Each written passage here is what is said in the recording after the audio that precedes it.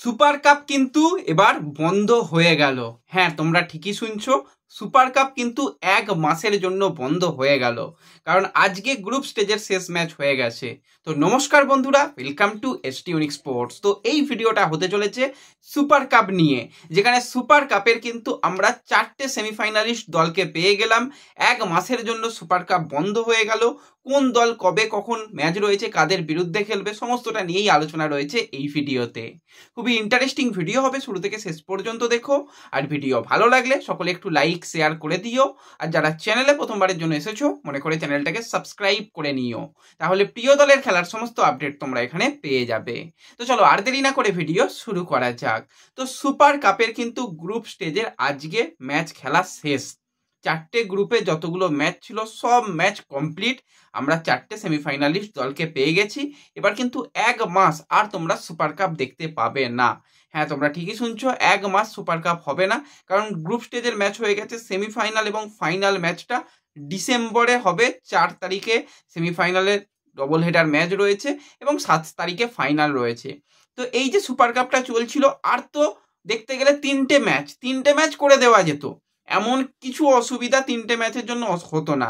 মাঝখানে এতটা long time gap দেওয়াটা দলগুলোর জন্য খারাপ। আমি তো বলবো শুধুমাত্র গোয়া তাদের একটুখানি ভালো, কারণ গোয়ার এখনো 2টো ম্যাচ রয়েছে এএফসি চ্যালেঞ্জ লিগের, চ্যাম্পিয়ন্স লিগ 2 এর। তো তারা একটা ছন্দের মধ্যে থাকবে। ইস্টবেঙ্গল তারা গ্রুপ চ্যাম্পিয়ন হয়ে তারা তাদের দলকে 10 দিন বিশ্রাম দিয়ে দিয়েছে, যে যার প্লেয়ার ঘুরতে বেরিয়ে গেছে, সমস্ত কিছু হয়ে গেছে। গ্রুপ বি এর দিকে তাকালে গোয়া তারা খেলছে, গ্রুপ সি এর দিকে তাকালে পাঞ্জাব তারাও কিন্তু গ্রুপ চ্যাম্পিয়ন হয়ে গেছে। তাদের প্লেয়ারদেরও কয়েকদিন বিশ্রাম দেওয়া ছাড়া তো কোনো কাজ নেই। কি করবে, নিজেদের মধ্যে কত প্র্যাকটিস করবে, করে তো সামনে ম্যাচ তো নেই, সেই 1 মাস বাদে ম্যাচ। তারাও খেলা আপাতত বন্ধ রাখবে। আর আজকে যেখানে কিন্তু কেরালা ব্লাস্টার্সকে হারিয়ে মুম্বাই সিটি এফসি তারা চলে এসেছে সেমিফাইনালে, তো তারাও ওই একই ব্যাপার, তাদেরও ছুটি দিয়ে দিতে হবে। তো আজকের যদি আমরা ম্যাচ নিয়ে কথা বলি, একটাই কথা বলবো, কেরালা নামটা পরিবর্তন করা আমার মনে হয় খুব তাড়াতাড়ি প্রয়োজন। কারণ তোমরা যদি আইপিএল এর দিকে তাকাও, তো আরসিবি তারা কতবার নাম পরিবর্তন করেছে দেখো। প্রথমে রয়্যাল চ্যালেঞ্জার্স ব্যাঙ্গালোর ছিল, সেই নাম পরিবর্তন হয়ে রয়্যাল চ্যালেঞ্জার্স বেঙ্গালুরু হওয়ার পর দীর্ঘ দিন বাদে প্রথমবারের জন্য ট্রফি জিতেছে আরসিবি। তো কেরালা ব্লাস্টার্স হয়ে গেল সেই আইএসএল এ যতদিন ধরে খেলছে, আইএসএল বলো, ডুরান্ড কাপ বলো, সুপার কাপ বলো, এমনকি কোনো লোকাল টুর্নামেন্টেও একটাও ট্রফি নেই। মানে এত তাদের ট্রফি ভাগ্য খারাপ। আইএসএল এ তো প্রথম তারা প্রচুর ফাইনালও খেলেছে। প্রথম যেটা আইএসএল সিজন 1 ফাইনাল খেলেছিল, তারপর 2016 সালে মলিনা যে বছরে এটিকে চ্যাম্পিয়ন করে সেই ফাইনালটা খেলেছিল, আরো অনেক ফাইনাল খেলেছে, তাও তারা গিয়ে শেষ পর্যন্ত ট্রফিটা হাতে পায়নি। তো এবারেও কিন্তু কেরালা যথেষ্ট ভালো দল ছিল, গ্রুপ চ্যাম্পিয়ন হওয়ার দাবিদার ছিল। তো তারা একই পয়েন্টে পেল 6 পয়েন্ট, কিন্তু তারা হেড টু হেডে মুম্বাই সিটি এফসির সঙ্গে হেরে গেছে বলে আজকে মুম্বাই কোয়ালিফাই, কেরালা বিদায় নিচ্ছে। কতটা বাজে ভাগ্য ভাবো তো। যদি আজকের ম্যাচ ড্র হতো তাহলে আজকে আরামসে কেরালা বেরিয়ে যেত, কিন্তু কেরালা আজকে 10 জনে হয়ে যায়, তারপর তারা একটা গোল খেয়ে যায়। গোল সংখ্যা সমান, পয়েন্ট সংখ্যা সমান, শুধুমাত্র নিয়মের জন্য আজকে কেরালা সেমিফাইনাল খেলতে পারছে না। এটা ভাগ্য ছাড়া কিছু বলার নেই। ফুটবলে এই যে ফুটবলে একটা লাক দরকার হয়, তো সেই ফুটবলের যে ট্রফি জেতার যে লাক, সেটা আমার মনে হয় না যে কেরালার খুব একটা আছে। তো ওভারঅল কেরালার ব্লাস্টার্স এফসি এই নামটা চেঞ্জ করে কেবিএফসি ব্লাস্টার্স চেঞ্জ করে একটু অন্য কিছু করুক, কেরালা নামটা থাকুক। তো অন্তত নাম চেঞ্জ করে দেখা যাক না যদি কিছু হয়। বা অনেকে লোগো চেঞ্জ করে, অনেকে অনেক কিছু চেঞ্জ করে, একটু কিছু চেঞ্জের প্রয়োজন আমার তো পার্সোনালি মনে হয়। হ্যাঁ, এগুলোকে অনেকে বলবে যে এটা অযৌক্তিক ব্যাপার, হতে পারে অযৌক্তিক ব্যাপার, তবু আমার মনে হয় কেরালা যদি কিছু একটু চেঞ্জ করে, যদি লোগো নাম চেঞ্জ না করলেও চলবে, লোগো করুক বা লোগো নাম দুটোই একটু চেঞ্জ করুক, তাহলে অন্তত ভালো হবে, অন্তত ট্রফি আসবে। কেরালার জন্য সত্যি খুব খারাপ লাগছে, মন থেকে খারাপ লাগছে। এর আগেও প্রচুর ভালো ভালো কোচ এসেছিল, প্রচুর ভালো ভালো প্লেয়ার এসেছিল, কিন্তু এই ট্রফিটা দিতে পারেনি। আজকেও কেরালাকে কিন্তু ওই খালি হাতেই ফিরতে হলো।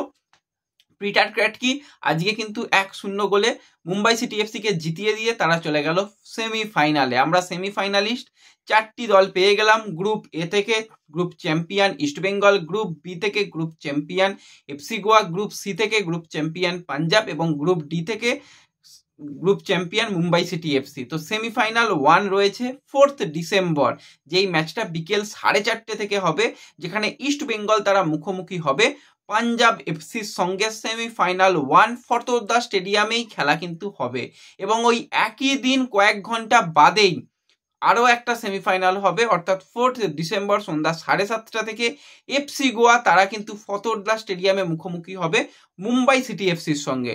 তো ওভারঅল কিন্তু দেখতে গেলে আমরা সেই অনেক দিন বাদে আবার ফুটবল দেখতে পাবো। মাঝখানে ন্যাশনাল টিমের ম্যাচ রয়েছে, গোয়ার ম্যাচ রয়েছে, এছাড়া খুব একটা ফুটবল নেই। আমরাও হয়তো আমাদের চ্যানেলে একটু ক্রিকেট রিলেটেড আপডেট তোমরা বেশি পাবে, তো ফুটবলও থাকবে।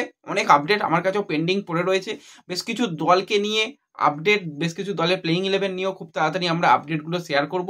ওভারঅল ভালো লাগবে, চ্যানেলের সঙ্গে যুক্ত থেকেও নিত্য নতুন কিছু জিনিসও দেখতে পাবে। তো ওভারঅল কিন্তু এবার এই কটা দিন একটু অন্য রকমের কাজ হবে, এবং এর সাথে সাথে আমরা যদি আমাদের একটুখানি প্রেডিকশান করে যাই যে সেমিফাইনাল 1 এবং সেমিফাইনাল 2 নিয়ে, দেখো মুম্বাই গোয়া তারা সেমিফাইনাল 2 খেলবে, খুব কঠিন। দুটো দলই কিন্তু যথেষ্ট ভালো, 6 জন বিদেশি করেই রয়েছে। তো সেখানে কেরালা মুম্বাইয়ের কাছে খুব সম্ভবত 6 জন বিদেশি মনে হচ্ছে নেই, 5 জন না 4 জন বিদেশি রয়েছে, ঠিক আছে।